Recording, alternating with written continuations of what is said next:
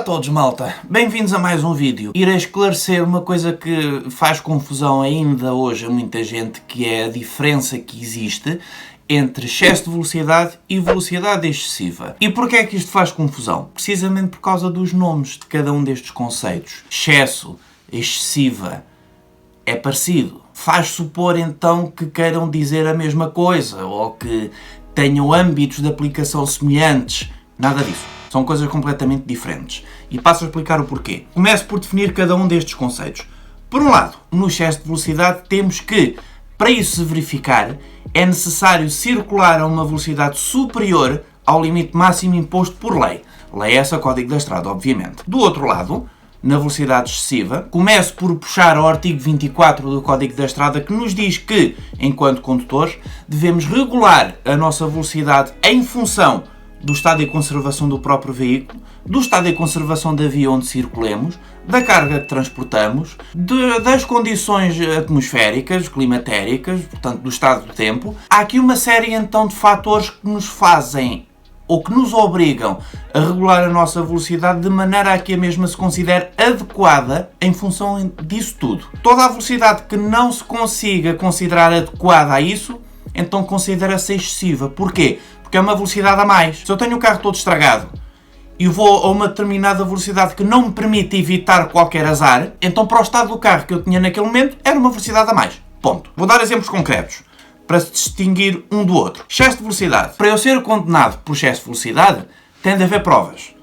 Prova é essa obtida através de radar, a chamada prova fotográfica. E porquê? Porque o excesso de velocidade insere-se nos três níveis de gravidade das contraordenações, leve, grave e muito grave, em função de essencialmente três fatores: do tipo de veículo que conduzimos, de quanto é que a velocidade foi excedida e do tipo de via onde circulamos, se é dentro ou fora de localidades. E por fora de localidades considera, genericamente falando, estradas nacionais, vias reservadas a automóveis e motociclos e, por último, autoestradas. Estes três é tudo considerado fora de localidades. Dentro de localidades é dentro de localidades, dispensa apresentações. A velocidade excessiva não tem nenhum valores determinados a partir dos quais se considera como tal, se considera excessiva. Isto leva-nos a crer que a velocidade pode ser considerada excessiva independentemente daquela em que circulamos. Oi? Então espera aí. Isto quer dizer que eu posso circular a 10 km/h e ser considerado excessiva? Sim. É possível acontecer. Basta que esses 10 km/h não sejam suficientes para evitar qualquer acidente ou qualquer desgraça. Uma velocidade excessiva é uma velocidade inadequada em função de todos aqueles fatores que eu mencionei há bocado. Exemplo. Limite máximo de velocidade em autoestrada, 120 km/h, regra geral. Isto é senso comum, é de conhecimento de todos. Vamos supor que aqui o G decide ser um ganda fora da lei e vai a 200. Epá, ganda maluco. Claramente vai em excesso de velocidade.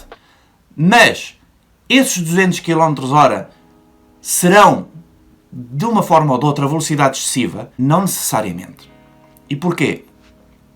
Neste exemplo, eu tenho consciência que vou claramente em excesso de velocidade, e até é um excesso bem valente. 200 para 120 são mais 80 km/h que o máximo. Só que, por força de ir com uma velocidade muitíssimo alta, tive o cuidado de aumentar bastante a minha distância de segurança para o veículo que circular à minha frente. Se ele travar de repente, esta margem de segurança extra permite-me evitar um acidente. Ou seja, eu ia em excesso, mas não ia em excessiva. Porquê? Ia a 200 km/h, mais do que os 120, mas não houve nenhum azar. Tinha carro que aguentasse os 200, não transportava carga nenhuma, estava a bom tempo, a distância de segurança era boa, portanto, eu, apesar de tudo, tinha tudo a meu favor. Portanto, não era velocidade excessiva. O outro exemplo, vamos supor, dentro de localidades, regra geral, limite máximo de 50 km/h. Tudo bem, estamos de acordo até aqui. Está um dia chuvoso, piso molhado, logo a aderência do pneu ao piso é menor, sai deficitária. E vamos supor uma velocidade de 40 km/h. 40, até vamos abaixo do limite máximo. Portanto, o excesso aqui está posto de parte.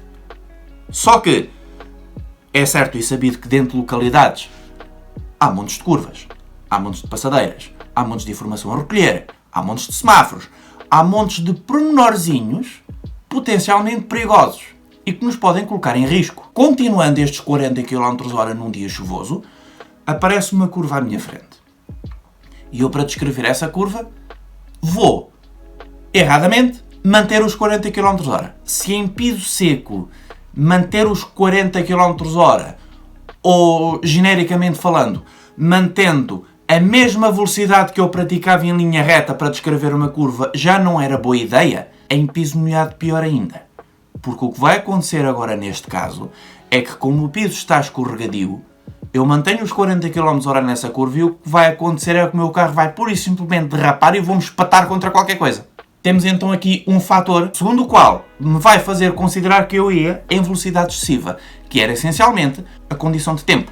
E por arrasto, o estado e conservação do piso. Estava molhado, estava escorregadio, escorregava. E a própria condição de tempo chuvoso, que me diminuía a visibilidade. Estes 40 km/h, se bem que não era um excesso de velocidade, mas era uma velocidade não adequada às circunstâncias de trânsito que se verificavam naquele momento. Um outro caso.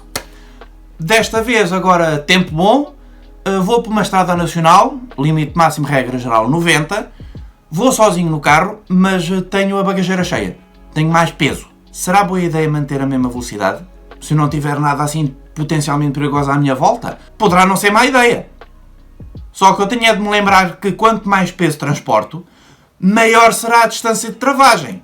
Ou seja, mais metros o meu carro irá percorrer numa travagem a fundo até chegar à velocidade zero. Portanto, eu tenho que ter isto em ideia, de que qualquer coisinha que apareça à frente, qualquer susto que apanhe, ok, o carro vai levar mais metros para travar, até parar, por completo. É esta a grande diferença entre o excesso e a excessiva. Se me perguntarem, então, será correto nos telejornais e nessa malta toda considerarem então o excesso de velocidade como grande causa de acidentes? É assim, para se considerar que houve excesso de velocidade tem de haver provas para tal, como disse há bocado. Se não há provas, então, à luz da lei, não há excesso. Ponto. Mas pode haver excessiva. A célebre batida por trás. Toda a gente sabe que, normalmente, quem bate por trás é que paga o arranjo de tudo, porque é o culpado. Bateu por trás, temos pena. O bater por trás, normalmente, tirando aquela malta que aponta logo, excesso de velocidade. Isso agora não vem ao caso. O que vem ao caso é que, normalmente, é logo apontado como causa pouca distância de segurança. Verdade. Não nego e não discordo. É verdade.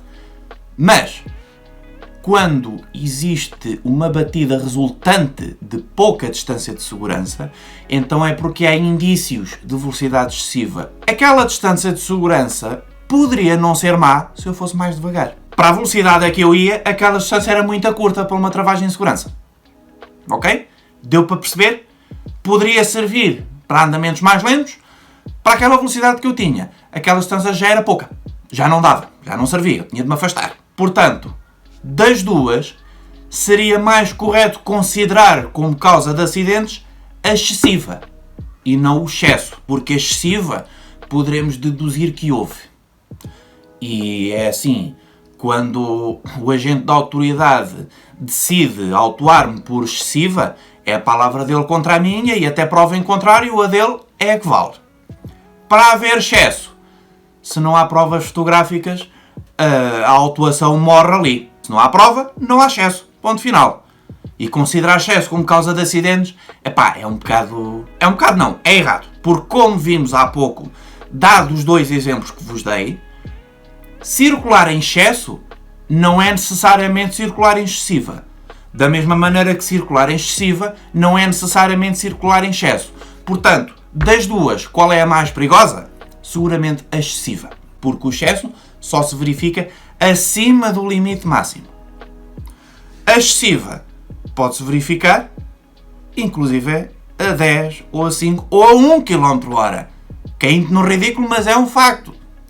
Se eu, nesse 1 km/h, é basicamente deixar o carro descair, mandar um puto ao chão, é excessiva. Ponto. Porque houve um azar, houve ali qualquer coisa que correu mal. Ok?